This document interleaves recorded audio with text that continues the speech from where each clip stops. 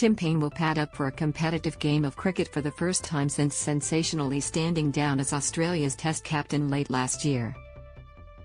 In a bombshell moment on the eve of last summer's Home Ashes series, Paine was forced to walk away from the game after it was revealed that he sent sexually explicit text messages to a former Cricket Tasmania employee in 2017.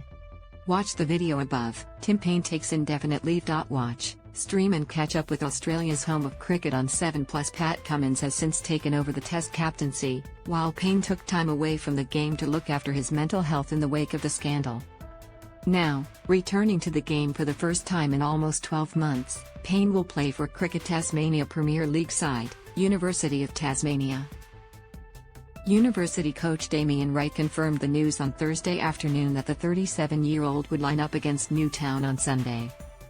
His last outing was a Tasmania second 11 game against a South Australian second 11 in Hobart.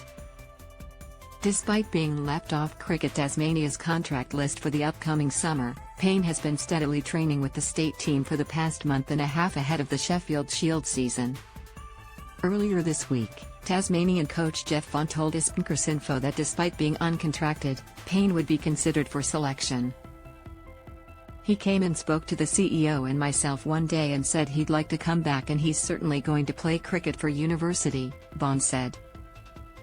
So, he's been training with us most sessions the last 5 or 6 weeks. Physically, he's going well, emotionally going well. I'm sure everyone would agree that we trust his wicket-keeping skill set, his leadership skill set, so he's up for selection. Like any of our contracted players and like any of our players in Tasmanian Premier Cricket, he's up for selection and one we will certainly speak about.